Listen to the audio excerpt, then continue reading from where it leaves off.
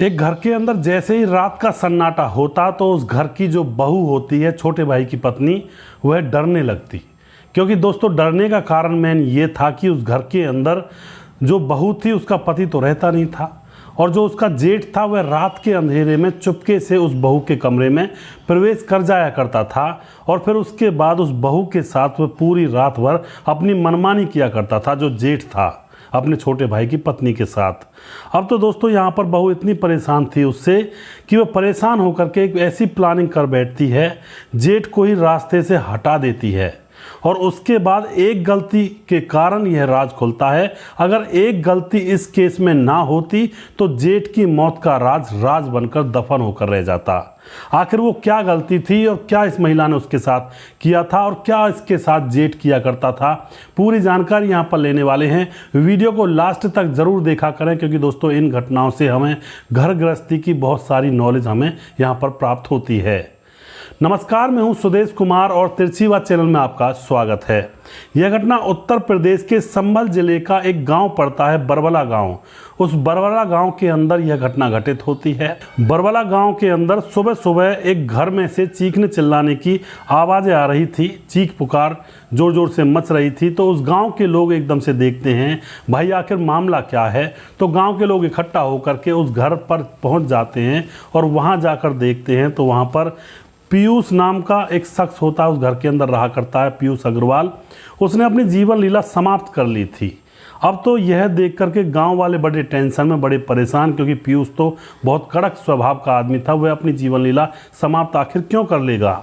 उसके बाद पुलिस को बुलाया जाता है।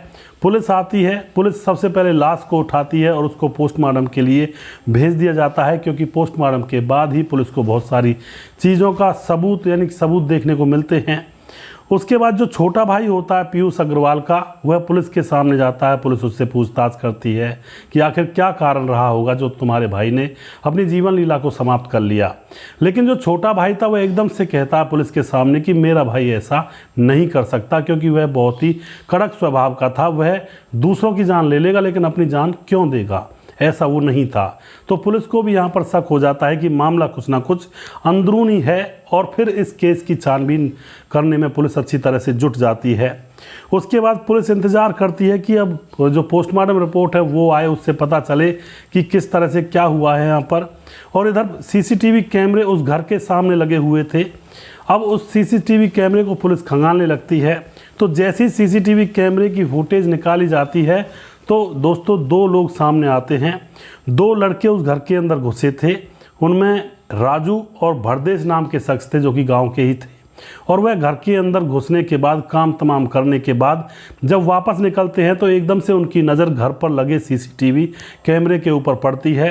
तो उनको बड़ा एकदम से झटका सा लगता है, लेकिन उसके बाद वह सीसीटीवी कैमरे को तोड़ देते हैं। लेकिन उनको क्या पता था, जो रिकॉर्ड होना था वो तो हो गया। और उसके बाद कॉल डिटेल्स निकाली जाती हैं।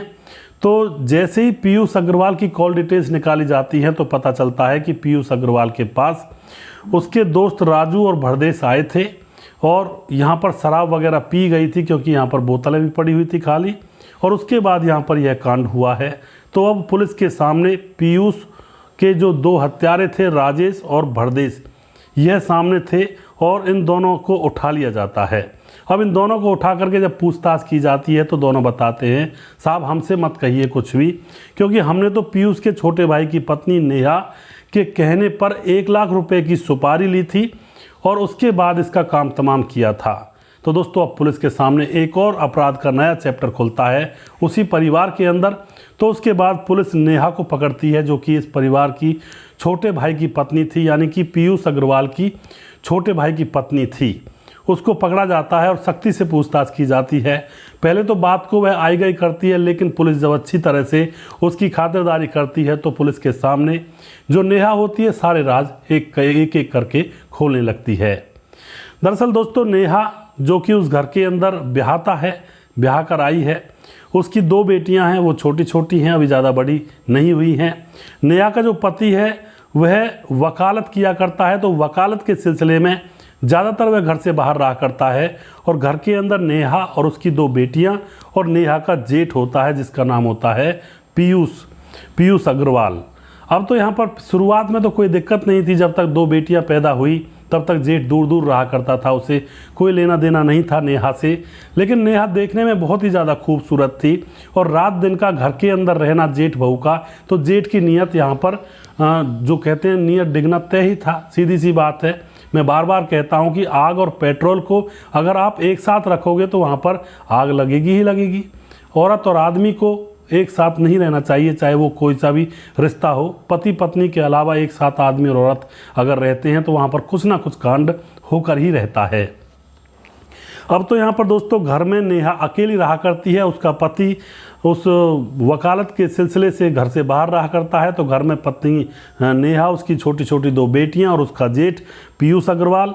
अब तो यहाँ पर जैसे अकेली रहा करती है तो अब नेहा को भी थोड़ी बहुत तन्हाइयाँ काटती हैं, वह भी अकेलापन महसूस करती है। लेकिन वह कहती तो किससे कहती, क्योंकि घर में तो जेठ था। चुपचाप रहती है, अपने पति का इंतज़ार करती है कि जब वो आएगा तभी उससे मन भर के बातचीत कर लिया करूँगी।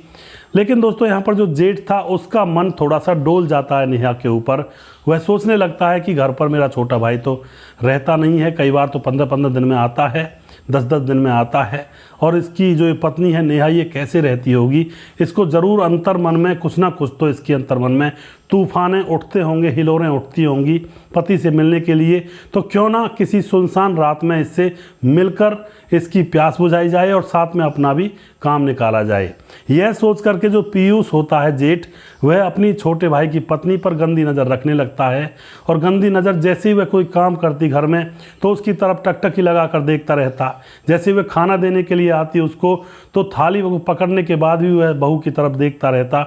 इस तरह की वह गंदी गंदी छिचोरी हरकतें करने लगता है अपने छोटे भाई की पत्नी के साथ। जबकि दोस्तों छोटे भाई की पत्नी अपनी बेटी के समान होती है।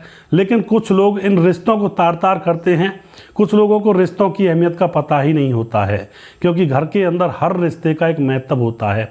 घर के अंदर अगर कोई भाभी है तो वह माँ के समान होती है, अगर कोई चाची है तो वह भी माँ के समान होती है, अगर घर के अंदर कोई छोटे भाई की पत्नी है तो वह बहू बेटी के समान होती है।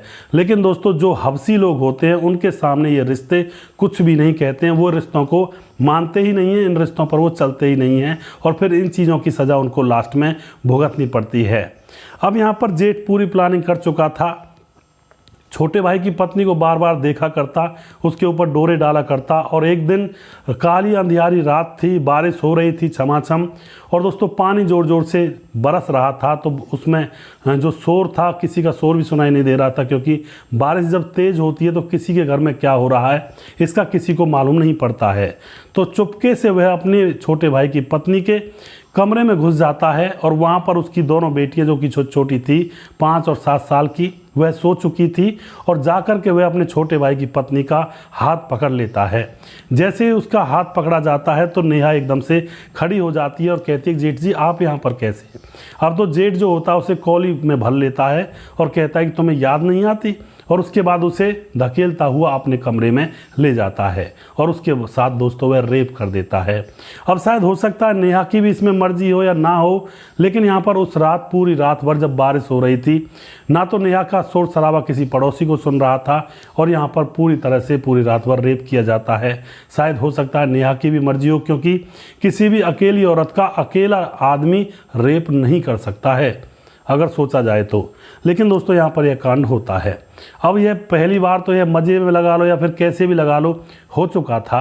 अब तो रोज़ रोज़ की बात यह हो जाती है, जो जेठ होता है वह नेहा के बच्चों को देखता है कि सोए हैं या नहीं सोए। उसके बाद नेहा को हाथ पकड़कर अपने कमरे में ले जाता है और पूरी रात भर या पति पत्नी की तरह एक दूसरे के साथ संबंध बनाते हैं। इसी तरह से मामला चलता रहता है।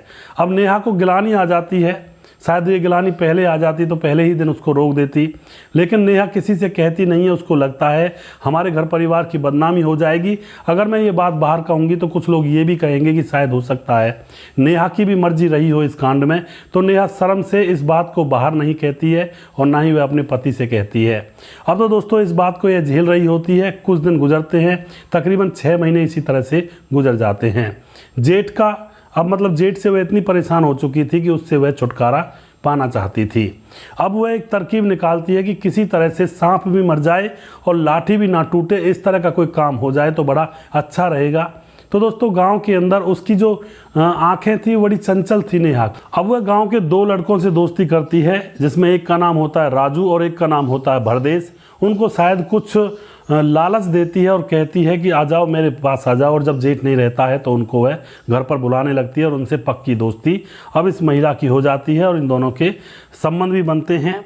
अब तो दोस्तों यहाँ पर इन दोनों से दोस्ती करने के बाद अब जो नेहा होती है अपनी प्लानिंग को एक कदम और आगे बढ़ाती है। वह राजू और भरदेश से दोस्ती करने के बाद उनसे कहती है कि तुम्हें मेरा एक काम करना होगा, मेरे जेठ को रास्ते से हटाना होगा, उसके बाद तो मैं तुम्हारी और तुम मेरे, और तुम्हें जो चाहिए वो मैं दे ही दूंगी। अब तो वह पता नहीं कौन सी बड़ी साजिश थी या फिर अकस्मात यह काम हो रहा था, या फिर नेहा के अंदर हवस कुछ ज़्यादा भर गई थी जो और लोगों को भी उसको ज़रूरत पड़ रही थी और जेठ से छुटकारा पाना चाहती थी, या फिर हो सकता है जेठ के साथ उसकी भी मर्जी रही हो पहली रात, क्योंकि ये अंदर की बातें होती हैं, ज़्यादा कोई खोलता नहीं है। तो यहाँ पर जो ऊपर वाली स्टोरी जो लोगों के बीच में सर्वजनित है वो तो यही है कि जेठ ने नेहा के साथ रेप किया और फिर रेप होने के बाद नेहा को बुरा लगा तो उसने गांव के दो लोगों को दोस्त बनाकर उनको शराब पिलाती है और उनसे पक्की दोस्ती करने के बाद कहती है कि जो तुम्हें चाहिए वो मैं तुम्हें दूंगी और साथ में 1 लाख रुपए भी दूंगी, तुम मेरे जेठ को इस तरह से रास्ते से हटा दो कि किसी को कानो कान खबर ना हो। तुम उसके साथ दोस्ती करो और दोस्ती करने के बाद उसके साथ शराब वगैरह पीने लगो और एक दिन मौका देखकर उसको इस दुनिया से ही मिटा दो। तो दोस्तों ऐसा ही ये दोनों लोग करते हैं, इस औरत की चाल में आ जाते हैं। इससे 1 लाख रुपए तो यह ले लेते हैं। उसके बाद इसके जेठ जिसका नाम होता है पीयूष अग्रवाल, उसके साथ दोस्ती करते हैं, जेठ को शराब वगैरह पिलाते हैं, खुद भी उसके घर पर चले जाया करते हैं, वहीं पर कमरे में बैठे रहा करते। अब तो दोस्तों जेठ का एक कमरा अलग से भी था घर से साइड में, जैसे एक बैठक टाइप का हुआ करता बूढ़े बुजुर्गों का, तो उस कमरे में जाकर के ये दोनों लोग उसके साथ शराब पीते हैं और शराब पीने के बाद दोस्तों अब यह उसका गला दबा करके उसको फंदे पर लटका देते हैं, उसकी मौत हो जाती है। अब जैसे ही सुबह होती है तो सुबह सुबह अब लोगों को जब पता चलता है तो जेठ का जो छोटा भाई है जो नेहा का पति है वह कहता है कि मेरा बड़ा भाई ऐसा कर ही नहीं सकता, वह तो और ही टाइप का इंसान था, वो इन चीज़ों में विश्वास भी नहीं रखता था। और यहाँ पर गलती ये हो गई थी, जो वो कातिल थे वह जब बाहर निकले थे तो उनको पता चला था कि कैमरे लगे हुए हैं, तो कैमरे को वह तोड़ते हैं और उसी से उनके ऊपर शक चला जाता है और पोस्टमार्टम रिपोर्ट की भी पुष्टि होती है। वहाँ पर पता लगता है कि फंदे पर झूलने से इसकी मौत नहीं हुई, उससे पहले ही इसका गला दबाया गया है और उसके बाद में इसको फंदे पर लटकाया गया है। तो इस तरह से दोस्तों यहाँ पर राज खुल जाता है। नेहा को और उसके दोनों नए प्रेमी राजू और भरदेश को गिरफ्तार कर लिया जाता है और उनको जेल में डाल दिया जाता है। रह जाते हैं नेहा की छोटी छोटी 2 बेटियाँ और घर में से जेठ और नेहा साफ हो चुकी हैं। जेठ की मौत हो गई, नेहा अब जेल में रहेगी और घर में रह गया अकेला वो वकील, अपनी बेटियों को पालेगा। तो हवस के खेल में दोस्तों ऐसा होता है।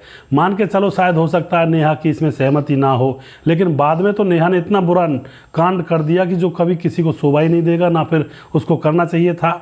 और कुछ लोग ये भी कयास लगा रहे थे कि भाई नेहा की भी गलती थी, इसने भी जेठ के साथ पहले तो मौज मस्ती की, जब मन भर गया तो दूसरे लोगों से दोस्ती की और उसके बाद जेठ को साफ करवा दिया। लोगों की तरह तरह के लोग, तरह तरह की उनकी बातें होती हैं दोस्तों। अब यहाँ पर आप जो भी कुछ कहना चाहते हैं इस घटना के बारे में अपनी राय कमेंट बॉक्स में लिख सकते हैं। मैं तो यहाँ पर यही कहना चाहूँगा, बार बार कहता हूँ, हर कहानी में कहता हूँ, भैया इन हवस के खेलों से दूर रहें, वरना कब न जाने कौन किस घड़ी में आपका पाप का घड़ा फूट जाए, किसी उसका जिसका जो ये कांड करता है। तो इनसे दूर रहेंगे तो कम से कम ऊपर आफत तो नहीं आएगी, क्योंकि प्यार करते हैं धीरे धीरे। कुछ लोग ऐसे होते हैं भाई प्यार में पड़ जाते हैं किसी औरत के में, पहले पहले तो बड़ा अच्छा लगता है, रात में सपने में वो औरत दिखती है, वही प्रेमिका दिखती है, और ख्वाबों में ख्यालों में रात दिन बस उसी के बारे में सोचता रहता है इंसान, जिस औरत के चक्कर में पड़ता है, उसी के घर के आसपास चक्कर लगाना, उसी के बारे में सोचना, उसकी सारी इच्छाओं को पूरा करना। भाई साहब उसके बाद कुछ दिनों के बाद जब यह प्यार परवान चढ़ जाता है ना, जब तक संबंध नहीं बनते तब तक तो बड़ा प्यार होता है, जिस दिन संबंध बन जाते हैं उसके बाद यह हवस और ज़्यादा बढ़ती है, और जैसे ही हवस अपना प्रेशर बढ़ाती है उसके बाद फिर ये कांड होते हैं। किसी की हत्या कर दी जाती है, या फिर प्रेमिका का कोई और प्रेमी होता है, वह उस प्रेमी की हत्या कर देता है, उसको मार काट करके कहीं जंगलों में फेंक देता है, या फिर प्रेमी को लगता है कि उसकी प्रेमिका किसी और के साथ मुंह काला करने लगी है तो वह प्रेमी उस प्रेमिका की हत्या कर देता है। इस तरह के कांड इन चक्करों में होते हैं। यह प्यार नहीं होता, मैं बार बार कहता हूँ, यह सिर्फ हवस और वासना को मिटाने का खेल होता है, ये कोई प्यार नहीं होता। इसको सिर्फ अट्रैक्शन कहते हैं, जो कि हमारी 17-18 साल की उम्र में लड़के का लड़की के प्रति होता है, लड़की का लड़के के प्रति होता है, कुछ दिनों का होता है, लेकिन उसके बाद में सच्चाई का पता लगता है कि ये सब व्यर्थ की बातें हैं। मेन चीज़ अपने घर परिवार को संभालना होता है, माँ बाप की सेवा करना, बूढ़े बुजुर्गों पर ध्यान देना, अपने बच्चों की तरफ ध्यान देना, अपने बीवी बच्चों की तरफ ध्यान देना, यही ज़िंदगी है। लेकिन लोग भ्रम में रह करके न जाने कैसे कैसे कांड कर बैठते हैं। तो दोस्तों, आप जो भी कुछ कहना चाहते हैं इस घटना के बारे में अपनी राय कमेंट बॉक्स में लिख सकते हैं। अगला वीडियो बहुत जल्दी फिर से लेकर आऊँगा किसी सच्ची घटना के ऊपर, और इन घटनाओं से सीख ज़रूर लिया करें और वीडियो को लगातार देखा जरूर करें। अगला वीडियो बहुत जल्दी फिर से लेकर आऊँगा, तब तक आप खुश रहें, सावधान रहें। जय हिंद, जय भारत।